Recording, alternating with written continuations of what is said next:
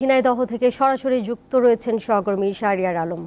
শাহরিয়ার, খুবই অনাকাঙ্ক্ষিত একটি ঘটনা, সংসদ সদস্য আনোয়ারুল আজিমের মৃত্যুর ঘটনায় স্থানীয় আওয়ামী লীগ নেতারা কি বলছেন, এলাকার সাধারণ মানুষের মাঝে প্রতিক্রিয়া কেমন দেখছেন?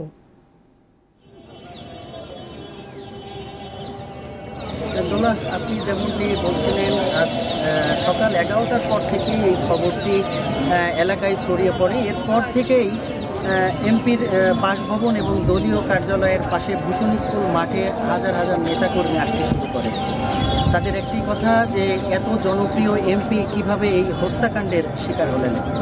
সবারই একটাই দাবি, যারা এই হত্যাকাণ্ডে জড়িত তাদের দৃষ্টান্তমূলক শাস্তি যেন বাংলার মাটিতে দেখতে পারে।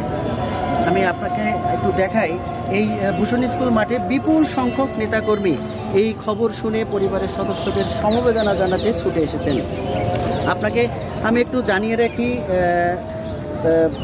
কলকাতার যে হোটেলটিতে এমপি আনারের মরদেহ পাওয়া গিয়েছে সেটা DU 56 নামের যে ফ্ল্যাটটি, গত 1 মাস আগে সেই ফ্ল্যাটটি ভাড়া নেওয়া হয়েছিল বলে ভারতের গণমাধ্যম বরাত দিয়ে এই তথ্য আমরা জানতে পেরেছি। যেহেতু ঘটনাটি ভারতে, আমাদের তথ্য জানতে আসলে ভারতের গণমাধ্যমগুলোকেই বেশি ফলো করতে হচ্ছে। আরেকটু জানিয়ে রাখি, এমপি আনোয়ারের মরদেহের খণ্ডিত অংশ উদ্ধার করা হয়েছে। নিউ টাউনের টেকনো সিটি থানা পুলিশ জানিয়েছে এমপির দেহের মূল অংশ ট্রলিতে ভরে আসলে পাচার করা হয়েছে। এমন তথ্যই আসলে ভারতীয় গণমাধ্যম সহ বিভিন্ন মাধ্যমে আমরা জানতে পারছি। এছাড়াও টেকনো সিটির পুলিশ জানিয়েছে এমপি আনার হত্যাকাণ্ডের বিষয়ে বিভিন্ন চাঞ্চল্যকর তথ্য তারা পেয়েছেন। হত্যাকাণ্ডে 6 জন জড়িত, এর মধ্যে সবাই বাংলাদেশি। এর মধ্যে 5 জন দেশে ফিরে এসেছেন, যার মধ্যে 3 জনকে আটক করেছে পুলিশ।